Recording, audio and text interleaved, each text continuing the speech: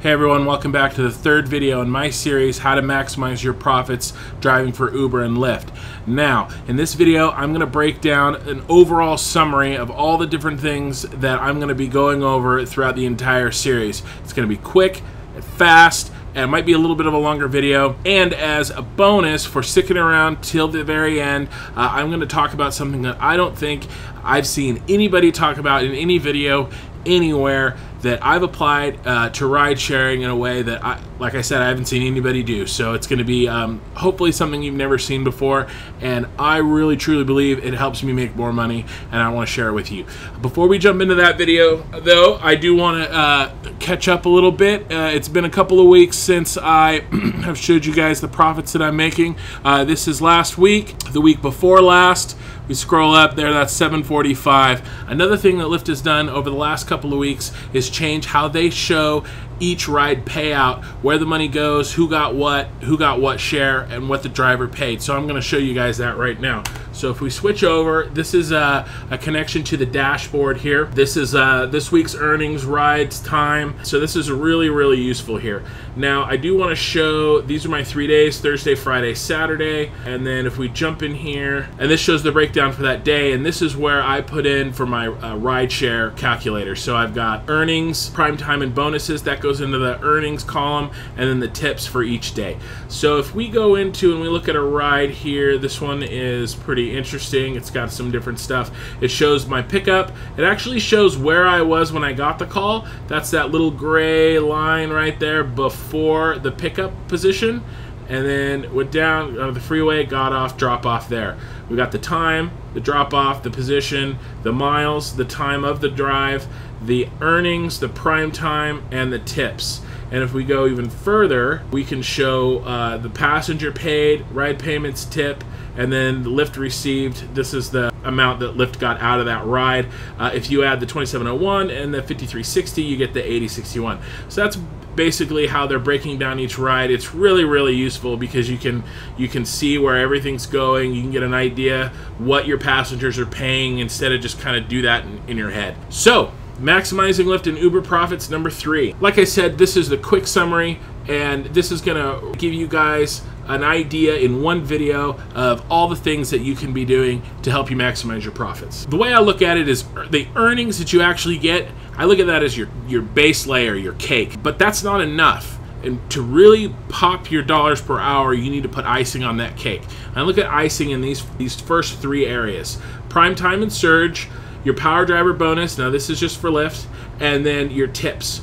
Lastly, I'm going to talk about just basic overall efficiency, different things that can really help you earn in the long run. You guys have heard all these videos, they say don't chase prime time, don't chase surges. Well, unfortunately, they are not entirely correct. They're not wrong, but they don't have the full picture, and that's because there are several different types of prime times. Okay, you actually should chase prime time in a certain way, and I'm going to tell you about it. You shouldn't chase, but you should ambush prime time. You need to get that prime time. That is a big deal.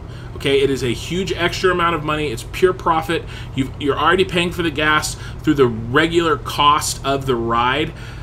Any type of prime time that you get is money straight in your pocket. You need that to pop your dollars per hour and really get your income going. The way I look at it is there's 2 different types of prime time and surges. Okay, there's the predictable type, and then there's the random, somewhere in the suburbs where there just happened to be not enough drivers and some tiny little event or bar got out and 3 people popped open their phone and they looked at it. Okay, that's not what I'm talking about. You see that, and that's a 20-minute away drive. That's the type of chasing that you shouldn't do. But what you should do is you should try to figure out where the prime time is going to be, get into position to take advantage of it before it happens. Because again, remember, by the time it's popping up on your screen, it's actually 3 to 5 minutes behind. Okay, so you're seeing things as they were 3 or 5 minutes ago. So you need to already be in position. And in order to predict it, you have to do your research. Okay, and you have to do your homework, and you have to do it ahead of time.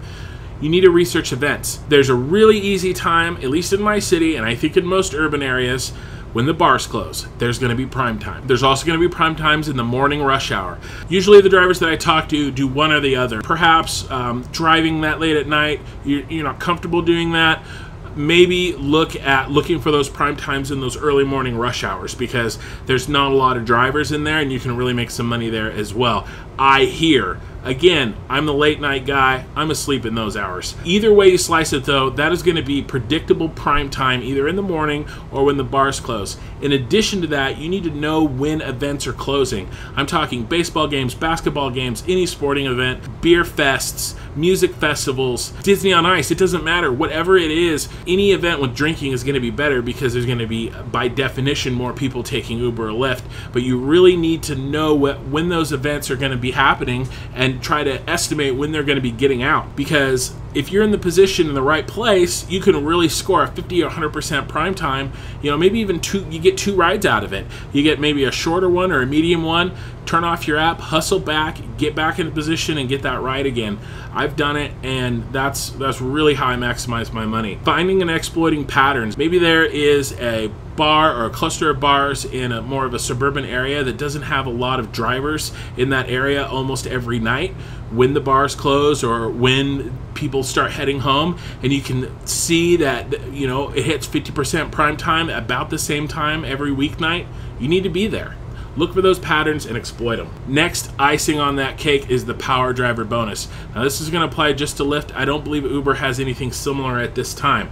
So the requirements for the power driver bonus: you're going to need a 2012 car or newer, a 90% acceptance rate. Now, I put the question marks on there because last week Lyft changed the requirements. Instead of having 3 requirements that you could track, the acceptance rate, the ride count, and the peak ride count, now it's down to 2. The acceptance rate tracker is gone in order to qualify for the power driver bonus. Now, that doesn't mean that we should be getting 50% acceptance rates. However, it does look like if you dip below that 90% right now, that it's not going to keep you from getting that bonus. We're going to talk more about the acceptance rate and maximizing your profits using your acceptance rate. Overall ride count, pretty much the easiest one to get. The peak ride count, that's where the trick is. What you're going to have to do, every city is different and they change it from time to time.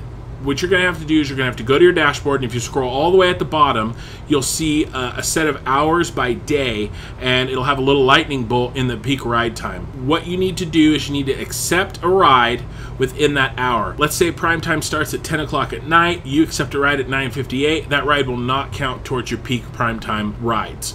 Let's say prime time ends at 3 o'clock in the morning, you accept a ride at 2:59, even though it takes you a half an hour to complete that ride will count for your peak drives. So accept the ride within the hour and you get it. You really need to rearrange your schedule and do whatever it takes to get these power driver bonuses.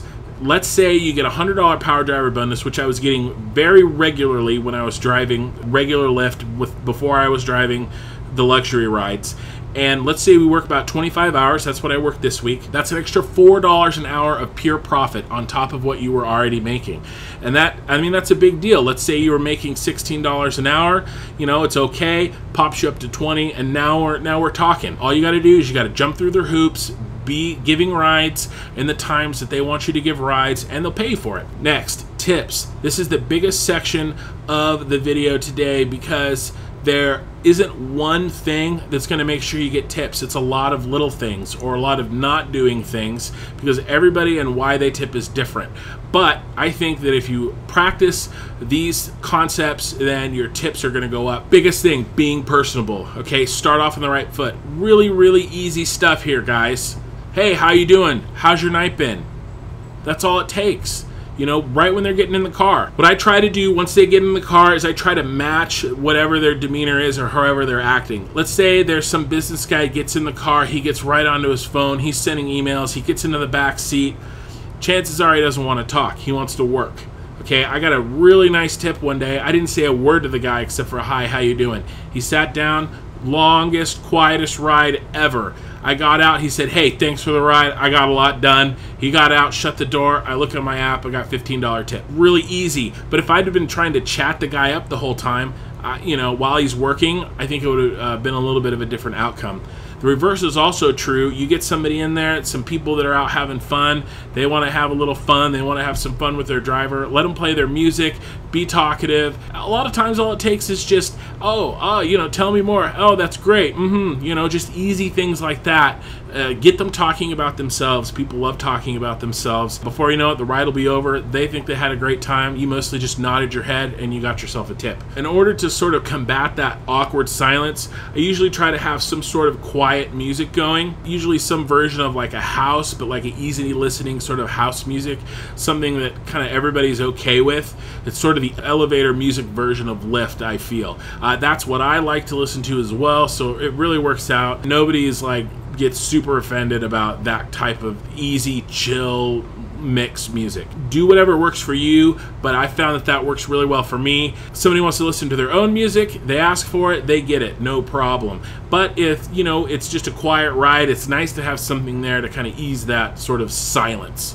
Makes things a little bit less awkward. Finally, try to anticipate the requests before they ask for them. Okay, if you got your music up and they answer their phone, turn your music down. If it's kind of windy and cold at night and some girls get in and they were clubbing and they got short skirts on and one of them complains about how cold it is, turn your AC down.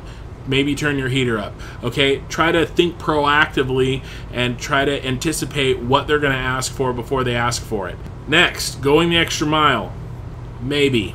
Okay, this really depends on the type of ride that you're giving. Somebody makes sort of a weird request or an extra request like going through a drive-through, you're gonna have to make that judgment call. And it doesn't just depend on the person. It can also depend on the situation. Is it 1:15 in the morning and prime time's about to hit and you may miss 150% just because you're sitting in a drive-through? You know, maybe you gotta tell them that, you know, I really can't stop right now. If you've got somebody in the car that kind of looks like they've been taking advantage of you, they kind of been acting like a jerk, or they're right on the edge, then maybe you say, no, man, I really can't stop at the drive-through. I gotta keep going. It really just depends on your situation, your comfortability level, and how much money you are expecting to make in the next, 20 minutes or so that you may waste sitting in that drive-through. However, if it's a slow night, things are looking good, I usually try to go through the drive-through, okay, because that's really going to help your tips. And almost always people are going to offer you to buy you something, and you need to take it, okay? Take the taco, because that's your opportunity most likely for a tip for that ride. Don't think to yourself, I'm not going to order anything and maybe they'll tip me a couple of dollars for that value. They probably won't. That's your tip. That's your opportunity. Take it. Get some food for free. You're already making a stop. I'm going to talk about later how you want to minimize your stops. You're getting paid to go through the drive-through. Take it, get some food, the food's free. I have a column in my profit tracking about non-money tips. Put the value of that tip. You get a $2 booger, put it in there. Okay, that's money you didn't have to spend, and that's a great tip. Extra pickups, things like that, that's pretty easy. Just tell them, hey, no problem, I'll pick up whoever you need to. If they're more than one stop, I let them do more than one stop. I just do the first stop, and then I keep having them add the stop or keep changing the destination, and it'll help extend the ride. Now, the one thing you gotta worry about is wait time. So if somebody is asking you, hey, I gotta go into the store, can you wait? You need to grill and be like, how long are you gonna be? Like, what are you getting? I'm fine waiting 5 minutes, but I mean, if it goes past 10 minutes, then I can't really wait. Or whatever the situation may be, maybe it's a part of town that you don't really feel comfortable waiting outside in front of a liquor store. That's up to you. You need to make that decision, but those are all things to think about. Going back to a little bit that whole starting off on the right foot thing, safe pickups, okay? What I like to try to do when I'm pulling up for the pickup and getting close to the destination where I'm going to find this person, I drop out of the navigation app and I look on the actual app itself where I can see the GPS marker of the person who called, as well as a much finer detail of where their position is in relation to my car. I think it's a lot easier actually to navigate from that point. The other thing that I try to do, it's a lot easier to locate the person in front of you if you've undershot the pickup location and then pull up to them and then they get in the car, rather than you overshoot and then you're looking behind you, you're looking in your mirrors, they may try to get around behind you. like it's happened before. I'm trying to back up and some person is trying to get around behind me to go to the other side of the car. It's just a lot better if you undershoot that pickup, because it's a lot easier to pull forward and make that adjustment. Especially in urban areas, you're gonna have to decide on a safe pickup spot. Just because the person is waiting on a certain part of the street doesn't mean that that's where you have to pick them up. Sometimes if there's an open parking spot or maybe an emergency zone or something that you can pull into that's a little bit farther away, you're gonna have to decide, are you gonna make them walk or are you gonna pull right up to them and stop in the street? During some times of the night, in some parts of at least my city, it's accepted. A lot of Uber and Lyft drivers just pull up, they put on their hazards, and right in the middle of the street, and they do pickups and drop-offs. You know, there's a couple extra lanes in that street, and everybody knows it. They go around, they expect it, especially a really busy intersection where there's a lot of bars or clubs and a lot of things happening, a lot of people around. So in that situation, yeah, stop in the street. Everybody else is doing it. It's sort of expected. You're not going to get any weird situation. But if it's in the middle of the day, rush hour, that's not going to fly. So you're going to have to really make a judgment call. And that, in fact, is probably the most difficult part of driving in a downtown in an urban area, is finding the right place for pickups and drop-offs. Always use your hazards. If you're picking up on some court in the middle of, you know, Suburbiaville, turn on your hazards. Just get into the habit. When you stop, put your car in park, turn on the hazards and wait, because it signals to the other drivers that you are there waiting for a pickup. It's going to keep cars from getting up behind you and laying on their horn. They know, they can see that sign in your back window, and they know that you're waiting for a pickup. The other thing that it does is it helps tell bicyclists that are coming up behind you that, again, you're waiting for a pickup and a door could open at any time. If you just pull up onto the side of the road and your passenger on, let's say, the street side decides to open the door without looking behind them right into a bike, you're going to be in trouble. You put your hazards on, and it just tells everybody around you that people are going to be getting in and out of your car at any time. And it's just a really good habit to get into, and it's really going to help. Try as I might, guys, this video is getting way too huge, so I'm going to cut it off right here, and I'll get you guys part 2 next week. Until then, go out there and make some money, and I'll see you then.